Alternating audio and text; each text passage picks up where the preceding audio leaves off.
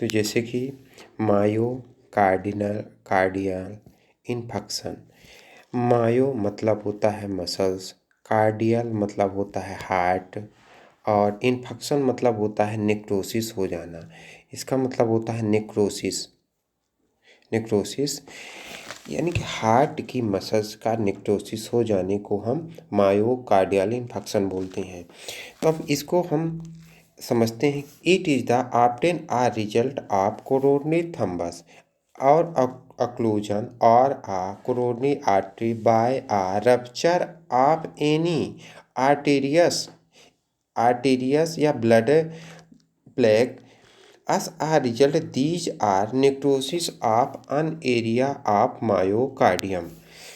इसका सीधा सा मतलब है कि ये अपना हार्ट हो गया, ये अपना हार्ट है, ठीक। इसको न्यूट्रिशन के लिए, हार्ट के मसल्स को न्यूट्रिशन के लिए ब्लड सप्लाई की ज़रूरत पड़ती है। ये देखिए arch of aorta ascending and arch of aorta है। डिसेंडिंग से दो ब्रांच निकलती है coronary artery, right coronary artery, left coronary artery, फिर लेफ्ट की दो ब्रांच हो जाती है। तो ये पूरे हार्ट की मसल्स को ब्लड सप्लाई करती है। हार्ट का जो वेट होता है ना, तो 250 से लेके 300 ग्राम होता है। तो 250 से 300 ग्राम का होता है। जिसको जो ब्लड की नीड होती है वो पूरे बॉडी का 10% ब्लड हार्ट को अकेले जाता है। 10% ब्लड हार्ट को केवल सप्लाई होता है। तो मतलब समझिए यदि बॉडी में 5000 ml ब्लड है तो 500 ml ब्लड हार्ट को केवल जाएगा, काहे के लिए? न्यूट्रिशन के लिए, कि हार्ट की मसल्स मजबूत रहे। तो मायोकार्डियल इन्फेक्शन हम पढ़ रहे थे। चलिए टॉपिक में आते हैं। तो ये right coronary artery, left coronary artery. तो मायोकार्डियल इन्फेक्शन क्यों होता है? देखिए पहला तो ये आर्टरी हो गई। यहाँ से यदि आर्टरी में कुछ अक्लूजन हो जाए, अक्लूजन का मतलब कि जैसे कि ये वाला डायग्राम है, ये देखिए आर्टेरियोस्क्लेरोसिस, मतलब आर्टेरियो में स्क्लेरोसिस हो जाए। यहाँ देखिए गठान हो गई जिसके कारण ब्लड आगे नहीं बढ़ पा रहा है, तो आर्टेरियोस्क्लेरोसिस हो गया। दूसरा क्या हो जाए कि आर्टेरियोस्क्लेरोसिस के बाद स्पाज्म हो जाए, जैसे कि ये स्पाज्म हो गया कोरोनरी आर्टरी में, यहाँ पास हो गया, तो ये पूरे ब्लड सप्लाई यहाँ नहीं आ पा रही है। और नेक्स्ट तीसरा कारण क्या है कि यहाँ कोई थ्रोम्बस का फॉर्मेशन हो जाए, थ्रोम्बस या इम्बोलिज्म हो जाए। इम्बोलिज्म हो गया, तो इम्बोलिज्म जैसे कि यहाँ ब्लड कार्ड का इम्बोलिज्म है, तो इम्बोलिज्म कई प्रकार के होते हैं, जैसे गैस इम्बोलिज्म हो गया, गैस के बाद हो गया फैट इम्बोलिज्म और ब्लड इम्बोलिज्म। ब्लड इम्बोलिज्म में बहुत सारे आ जाते हैं, जैसे प्लेटलेट्स का हो गया वगैरह वगैरह। तो ये इम्बोलिज्म हो गया। तो इम्बोलिज्म के कारण कोरोनरी आर्टरी में यहाँ अक्लूजन हो गया, जिसके कारण ब्लड सप्लाई जो है ना तो प्रॉपर नहीं कर पा रही है हार्ट की मसल्स को, तो नेक्रोसिस हो जाता है। तो पहला कारण क्या हुआ कि आर्टेरियोस्क्लेरोसिस हो गया, आर्टेरियोस्क्लेरोसिस हो गया यहाँ पास, मतलब कि आर्टरी के अंदर ही एक गठान हो गई, ठीक। दूसरा हो गया स्पाज्म हो गया, आर्टरी ऐसे है, ये आर्टरी के सेब हो गया, ये आर्टरी जा रही, ये सेब हो गया। यहाँ वो मतलब अक्लूजन मतलब घूम जाए, मरोड़ हो जाए, स्पाज्म हो चुका है, ठीक है ना। या फिर इम्बोलिज्म कहीं शरीर में बना हुआ हो, वो आके यहाँ डायरेक्ट फंस जाए, तो यहाँ बस फंस जाने के कारण ये आगे ब्लड को ट्रांसफ़र नहीं कर पाएगा और यहाँ पूरा हार्ट की मसल से निक्रोज हो जाएगी। तो ये हुआ इसका कारण। अब हम नेक्स्ट की बात कर लेते हैं कि सिम्टम क्या क्या होते हैं। तो पहला तो पेन होगा, सीवियर पेन होता है इसमें, प्रोलॉन्ग मतलब लंबे समय के लिए चेस्ट पेन होगा। चेस्ट पेन कहाँ होगा कि देखिए ये वाला जैसे है, पहले इनके चेस्ट में पेन होगा, फिर पहले यहाँ चेस्ट में इनके पेन होगा, ठीक है ना, बिलो द स्टर्नम। फिर इनके आ जाएगा लेफ्ट शोल्डर में होगा, फिर टेम्पोरल एरिया में होगा, और फिर इसके बाद बैकवर्ड चला जाएगा, पीठ की तरफ दर्द होगा एडवांस में। तो ये होता है। जबकि हम ये तो एमआई का हो गया।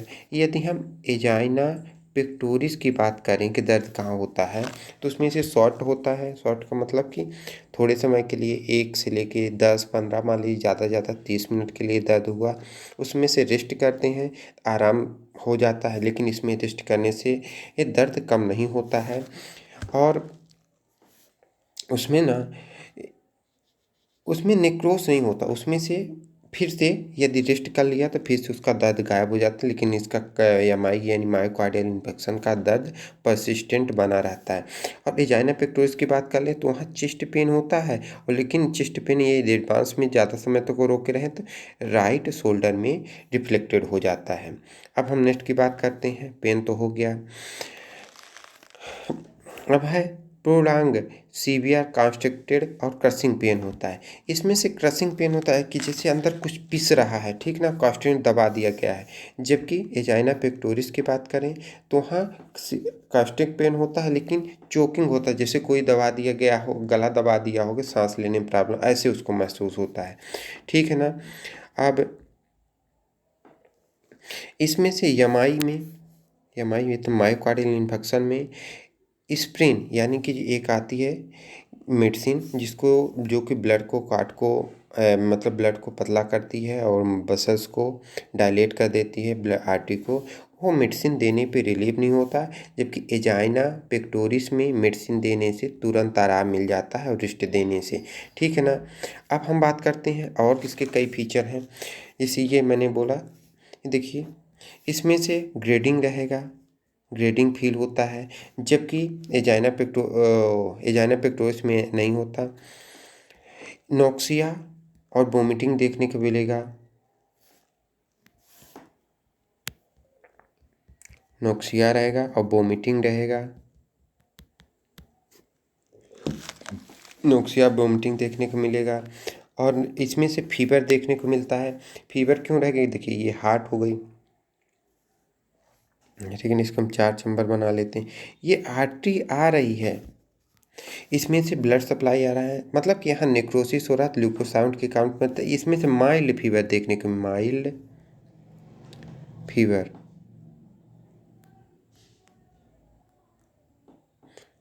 माइल्ड फीवर देखने को मिलता है। जबकि एजाइना पेक्टोरिस में फीवर आता ही नहीं है।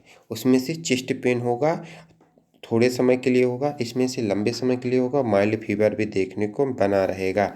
अब हम बात करते हैं एजाइना पेक्टोरिस में जो है स्वेटिंग देखने को मिलती है। और इसमें से कोल्ड एमआई में यानी मायोकार्डियल में जो है तो कोल्ड स्वेटिंग रहती है, कोल्ड स्वेटिंग देखने को मिलती है। अब नेक्स्ट की बात करते हैं। एजाइना में एजाइना पेक्टोरिस में जो है तो एडीमा देखने को नहीं मिलता है। उसमें से उसका सीवियर पेन होगा और रेस्ट कर लेगा, आराम हो जाएगा। जबकि इसमें यानी एमआई में ये पीटी एनीमिया देखने को मिलता है।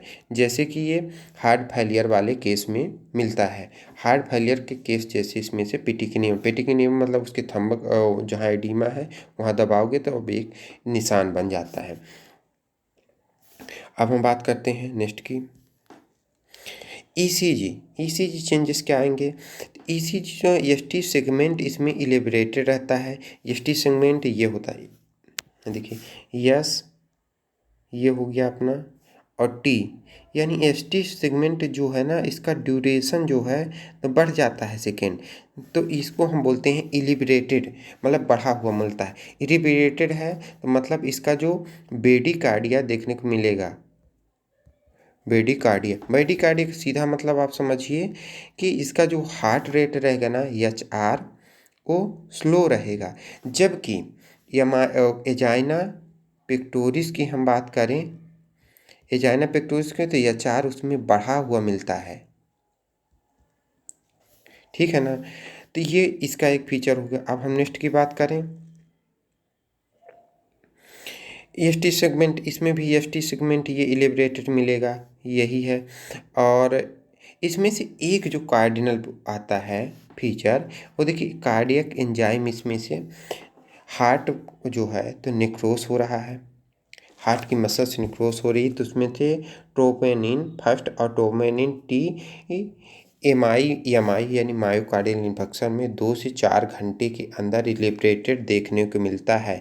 उसमें किटनेन काइनेज भी एंजाइम देखने को मिलता है और ये इसका फीचर हो, जबकि हार्ट में और मतलब एंजाइना पेक्टोरिस में ऐसा कोई फीचर नहीं मिलता है।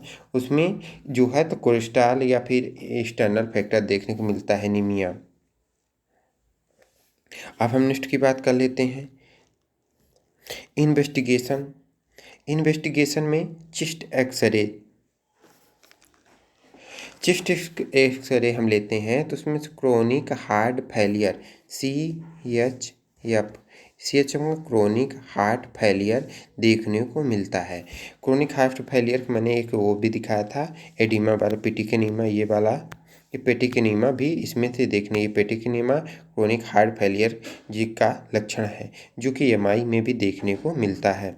अब हम बात करते हैं सेंटीग्राफी विथ थैलियम 201। तो थैलियम का मतलब ये रेडियो एक्टिव एलिमेंट है 201। इसमें से ये डिटेक्ट करने के लिए किया जाता है कि आर्गन का शेप और साइज कैसा है। तो इसमें से इन्वेस्टिगेशन कर चेस्ट एक्सरे हो गया, और ये थैलियम 201 से इसको हम डिटेक्ट कर लिए कि इसका साइज और शेप क्या है, ठीक है ना। अब नेक्स्ट की हम बात करते हैं, तो नेक्स्ट रहेगा इसका कार्ड, ये यहाँ से पता कर लिए। तो पहला ये जो एक्सरे है, एक्सरे से पता चलेगा कि हार्ट जो है तो ना यहाँ पास रहता है। जब एमआई होता है ना, तो एमआई के कारण यहाँ ब्लड सप्लाई नहीं आती, ये इन्फ्लामेशन साइन को देखने को मिलता है। इन्फ्लामेशन साइन का मतलब रोबर टोबर और डॉलर, और रोबर टावर डॉलर देंगे माने रेडनेस रहेगा, दर्द रहेगा और उसमें से सूजा रहेगा, ये तीनों को देखने को मिलता है। ये ऑलरेडी यहाँ कार्डियोमेगेली जैसे केस होता है और ये देखने को मिल रहा है। अब नेक्स्ट की इन्वेस्टिगेशन की बात करें कि यहाँ इसको हम कराएंगे एंजियोग्राफी। ये एंजियोग्राफी का यूज ये रहता है कि यहाँ जैसे थम्बस हो गया तो दिख जाएगा, ठीक है ना, और इम्बोलिज्म हो गया दिख गया, स्क्लेरोसिस है तो वहाँ दिख जाएगा, या आर्टीरियल एक्लूजन है वो दिख जाएगा। ये डिटेक्ट करने को पता करने के लिए किया जाता है कि किस कारण से यहाँ एमआई हो रही है। एमआई का मतलब मायोकार्डियल इन्फेक्शन हो रहा है। अब नेक्स्ट की बात करते हैं कार्डियक आउटपुट, या इसको हम कार्डियक इंडेक्स बोलते हैं। कार्डियक इंडेक्स का मतलब होता है कि कार्डियक आउटपुट CO, यानी कि stroke volume plus heart rate. Stroke volume कितना है, मतलब कि हार्ट के अंदर जो चैम्बर है वो एक बार में कितना ब्लड लेके बाहर फेंकते हैं, और हार्ट रेट कितना, हार्ट रेट जैसे नॉर्मल 72 सेकेंड पर मिनट होता है, मिनट पर बीट होता है, 1 मिनट में 72 बार धड़कते हैं। तो एग्जाम्पल के लिए जैसे कि ये 60 ml एक बार में ब्लड पंप कर रहा है, तो 72 मिनट में कितना करेगा, 450 ml, 4500 ml करेगा, ठीक है ना, यानी कि 1.5 लीटर पर मिनट करेगा। तो इसका कार्डियक आउटपुट, यानी इसको हम कार्डियक इंडेक्स भी बोलते हैं, कार्डियक इंडेक्स देखते हैं।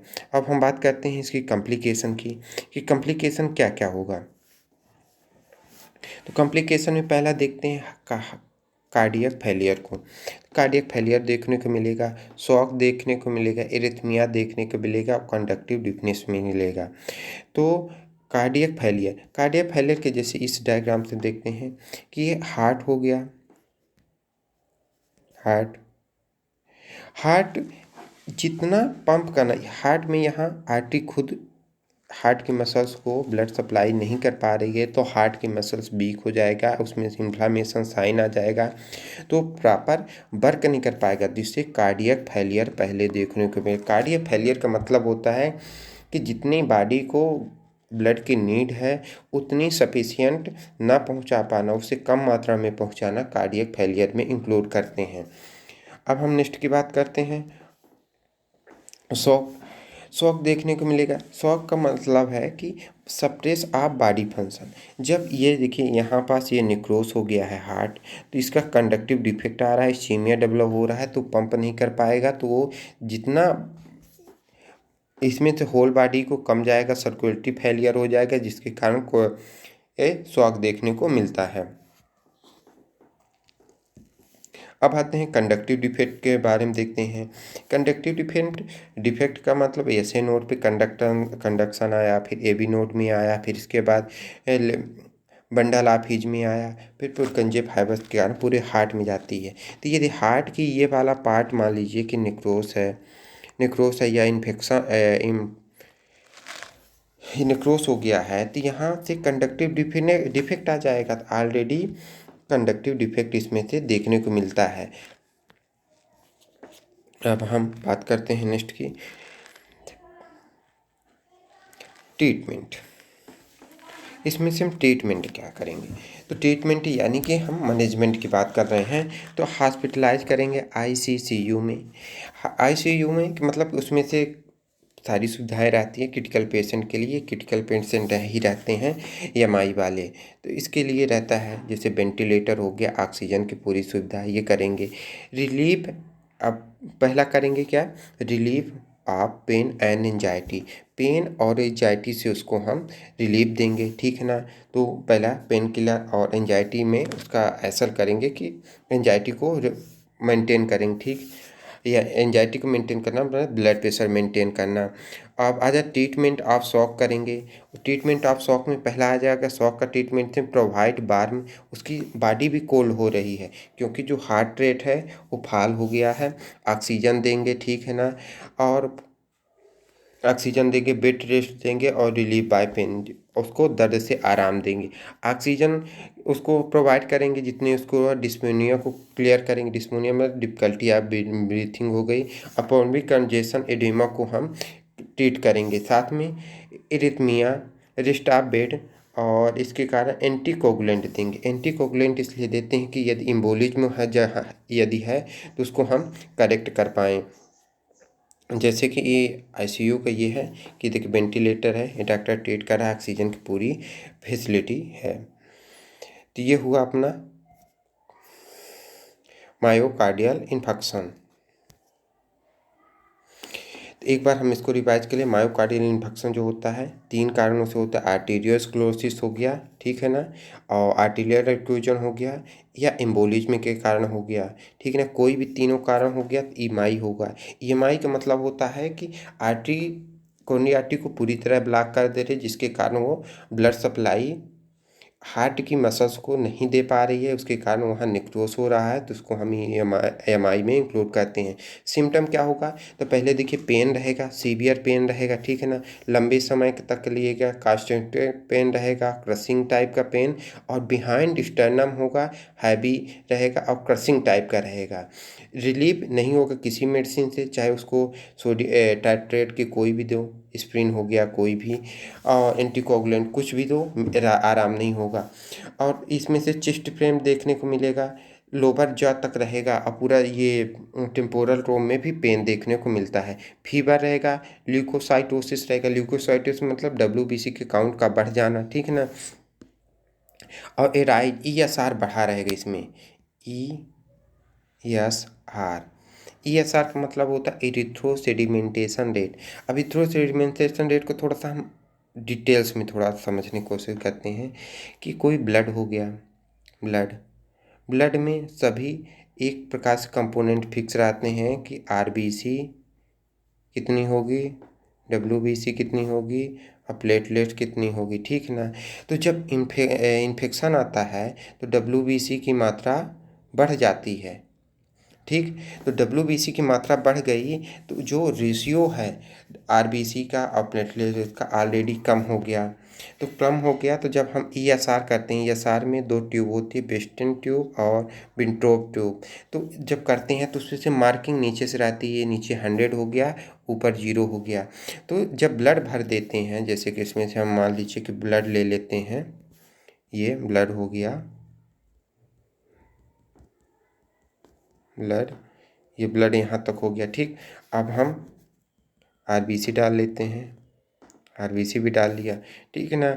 अब इसके बाद हम प्लेटलेट्स भी थोड़ा बहुत कर लेते हैं ये। अब 1 घंटे के लिए इसको हम स्टैंड में फिक्स कर देते हैं। एक स्टैंड रहता है यहाँ पास, ऐसे हम इसको फिक्स करके रख देते हैं स्टैंड में। तो ये फिक्स करके रखती है। अब ये देखते हैं कि ये ऐसा ब्लड जो है ये पूरा होल ब्लड है, तो ब्लड 1 घंटे में कितना नीचे आया। तो यदि जितना ही नीचे आएगा उतना ही ज़्यादा आरबीसी की कमी है, मतलब कि इन्फेक्शन है। इन्फेक्शन इसलिए है कि आरबीसी जो है तो आप जानते हैं वो नीचे बैठती है, तो जितना ही ज़्यादा बैठ जाएगी, जितने ज़्यादा आरबीसी रहेगी उतना ही कम बैठेगी। मतलब डब्ल्यूबीसी की मात्रा बढ़ी हुई है, आरबीसी कम है इसलिए जल्दी बैठ रही, तो ईएसआर ऑलरेडी देखने को बढ़ा हुआ मिलेगा। ईएसआर बढ़ा है मतलब इन्फेक्शन ज़्यादा है, जितना ज़्यादा बढ़ा रहेगा उतना ज़्यादा इन्फेक्शन है। अब हम देखते हैं इसमें से evidence of the peripheral circulation. Peripheral circulation में क्या इसका इफेक्ट पड़ेगा वो हम थोड़ा सा बात कर लेते हैं। देखिए हार्ट जो है ना, हार्ट पहले से अफेक्टेड हो गया है, ये हार्ट हो गया मान लीजिए, तो ये अफेक्टेड हो गया है, ये अफेक्टेड है पूरा हार्ट।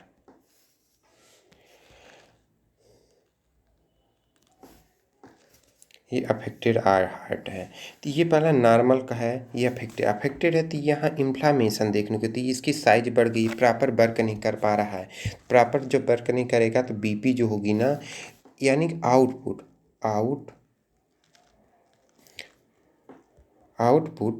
वो कम हो जाएगा। आउटपुट कम हो जाएगा तो जो बॉडी है ना वो कोल्ड हो जाएगी, ठीक है ना, कम ठंड हो जाएगी, ठीक है ना। इसलिए ठंड या पसीना देखने को मिलता है कि इसके एमआई का जो पेशेंट रहेगा ना उसका ठंड पसीना रहेगा, एजाइना पेक्टोरिस के जो पेशेंट है उसका गर्म हॉट स्वेट देखने को मिलता है, ठीक है ना। अब आते हैं failure of body cold sweat, ठीक ना। स्टोमेटिक जिसके हाथ पैर बिल्कुल ठंड देखने को मिलेंगे, ठीक है ना। वीकनेस रहेगी, वीकनेस ऑलरेडी रहेगी, यदि बीपी कहीं भी फॉल हो रही है तो वीकनेस तो देखने को मिलेगी ही मिलेगी। और यदि हम यही बात करें उसकी एजाइना पेक्टोरिस की, तो बीपी बढ़ी हुई मिलती है, एमआई की मायोकार्डियल इन्फेक्शन की, ये बीपी जो है तो फॉल रहती है, ठीक। अब आगे देखिए वीकनेस है, नोक्सिया और वोमिटिंग या गिडनेस एंड एंजाइटी। एंजाइटी मतलब ये सब बीपी के कारण हो रहे हैं।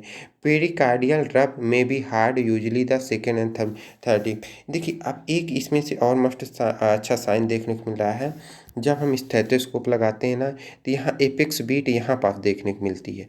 और जबकि यदि यदि देखिए हार्ट नॉर्मल है तो यहाँ एपेक्स ये हो गया तो यहाँ देखने को मिलेगी।